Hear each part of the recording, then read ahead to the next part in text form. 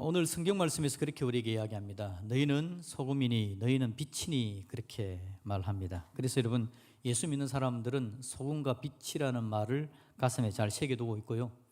이 이야기들을 세상 사람들도 알기 때문에 세상에서 중요한 역할을 하는 걸 가지고 소금, 빛 그렇게 다 이야기를 합니다. 그래서 예수 믿는 사람이나 안 믿는 사람이나 소금의 역할, 빛의 역할의 중요함을 알고 있는 거죠.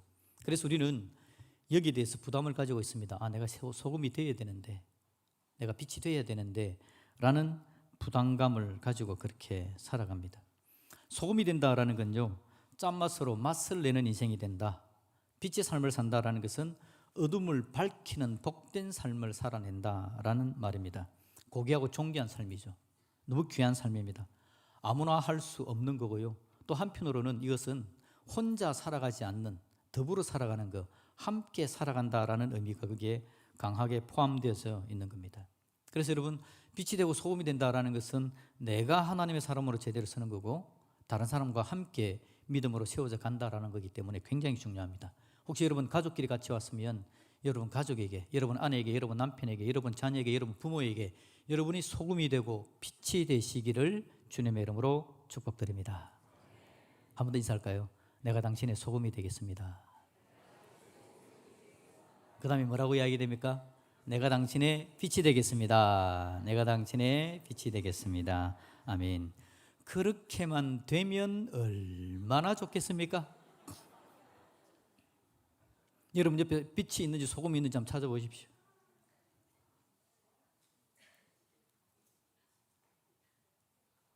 죄송합니다. 빛, 소금이 되었으면 좋겠는데 이게 참 힘들고 어렵습니다. 성경 말씀에서 주님은 우리들어 너희는 소금이니 너희는 빛이니 라고 이야기하는데 내가 아무리 봐도 나는 소금이 아닌 것 같습니다. 내 안에는 욕심도 많고요, 내 스스로도 맛있는 맛깔나는 인생을 못 살아가는데 어떻게 다른 사람을 맛나는 인생으로 만들어갈지, 내 안에도 어둠이 너무 많은데 어떻게 주변의 다른 사람들에게 빛을 비추는 삶을 살아낼지 엄청난 과제입니다. 내 안에 빛을 비출 능력이 없습니다. 에너지가 없습니다. 에너지가 있어야 되잖아요. 자가 발전 능력이 있어서 빛나도록 만들어야 되는데 내 안에는 발전 능력이 도무지 없습니다. 만내고 부패를 방지하는 능력이 내 안에 없다라고 고백할 수밖에 없죠. 맛이 없습니다. 나는 소금이 아닌 것 같습니다. 그런데 어떻게 일들을 감당할 수 있겠습니까? 비출 수도 없고 맛을 낼 수도 없는 상황입니다. 또요, 혹시 조금 내가 빛이 있다고 생각합시다. 그러면 다른 사람 비춰주느라고 비추고 있으면 에너지가 소모되잖아요. 끊임없이 에너지가 소모됩니다. 그러니 힘이 쭉쭉 빠집니다. 소금이 되려면 내가 녹아야 되잖아요. 내가 녹아나는 꼴을 내가 어떻게 봅니까? 내 인생이 녹아나는데 내 마음이 녹아나고 내 권위, 내가 생각한 내 자존심이 녹아나고 막 다 녹아나는데 이 녹아나는 걸 어떻게 보고 있겠습니까? 예수 믿는 사람들은 빛, 소금에 대해서 부담을 가지기 때문에 빛이 되고 소금이 되고 싶은 마음은 틀림없이 있습니다. 그런데 조금 하려고 하다 보니까 녹아납니다. 에너지가 축축 소모가 됩니다. 그러니 그냥 이게 보통 힘드는 게 아니구나. 여러분 해본 사람은 다 아는 비밀입니다. 다 해보셨죠? 숨기고 있습니다. 다 해봤습니다. 빛이 한번 되어보려고 그러고 소금이 되어보려고 그러고 한번 해봤습니다. 잘 안 됩니다. 그죠? 혹시 여러분 안 덥습니까? 예, 히터 좀 꺼주세요. 에어컨을 켜도 됩니다. 까지는 아니죠, 그죠? 예. 13절을 보면 그렇게 이야기합니다. 소금에 대해서 이야기하면서 13절에 뭐라 그러죠? 맛을 잃는다라는 표현을 사용하고 있습니다. 맛을 잃는다. 소금이 맛을 잃는 겁니다.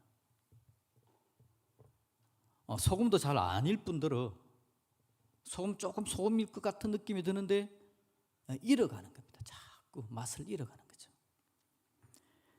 15절에 뭐라 그럽니까? 빛을 어디 둔다고요?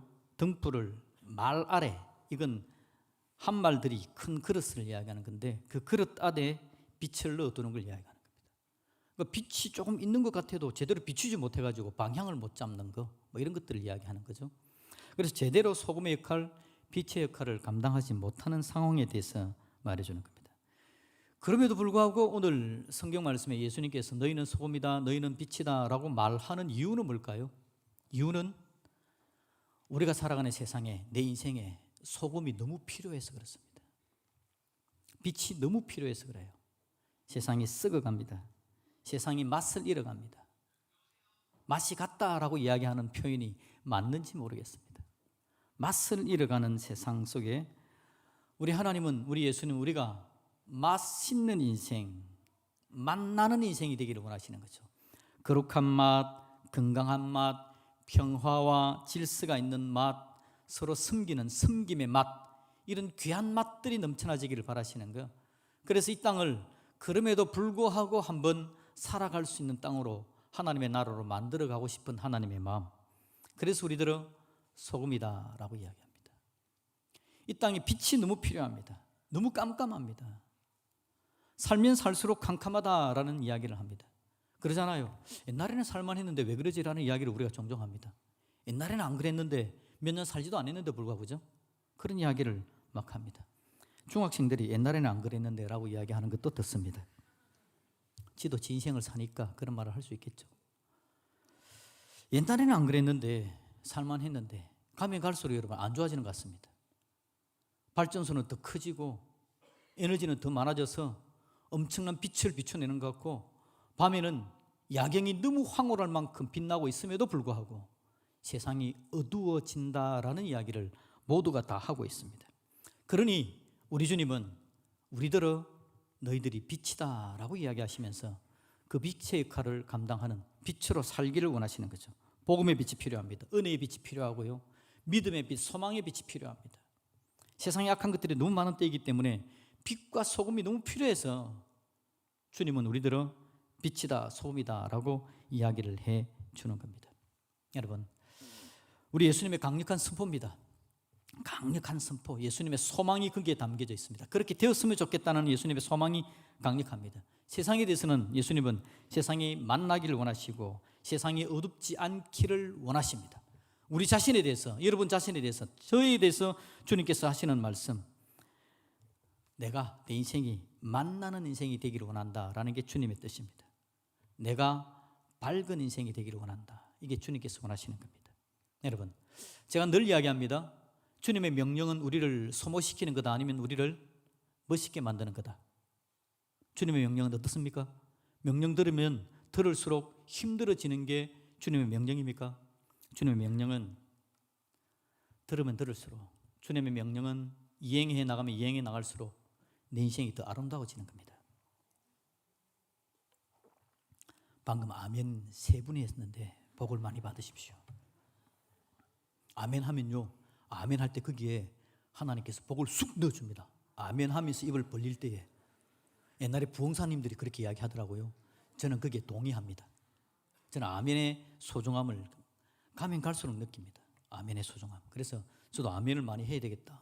찬양할 때도 아멘하고, 기도할 때도 아멘하고, 대표기도 할 때도, 누군가 말씀을 전할 때도 아멘, 아멘을 많이 해야 되겠다라는 걸 제가 느끼고 있다라는 겁니다. 여러분 하시든지 말든지. 예.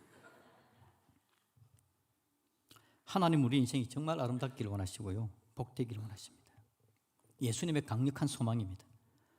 내가 만난 인생, 밝은 인생이 되기를 원하시는 거죠. 그래서 명령을 내리시는데요, 그 명령은요, 명령은 빛이 되어라, 밝혀라, 소금이 되어라, 맛을 내어라 라는 말이 아닙니다.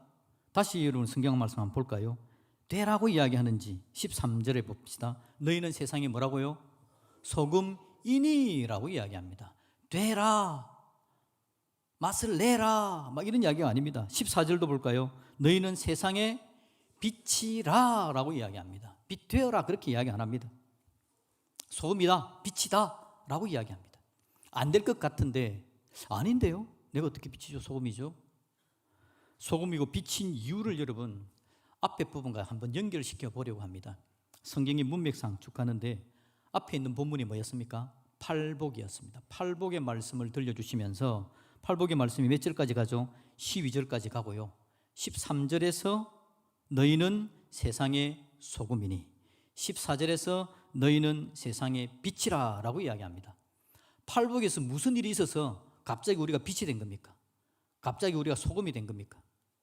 빛이고 소금이기 때문에 그렇게 살 수 있도록 도와준다라는 겁니다. 우리들은 소금도 아닌데 빛도 아닌데 억지로 소금 되려고 그러고 억지로 빛 되려고 노력하다가 그냥 절망 속에 넉다운 되어져 버리고 탈진되어져 버린 인생으로 만들어 가려는 게 아니라 주님은 우리가 이미 빛이다, 소금이다 라고 이야기를 해준다라는 거죠. 팔복과 여러분 연결시켜서 한번 봅시다.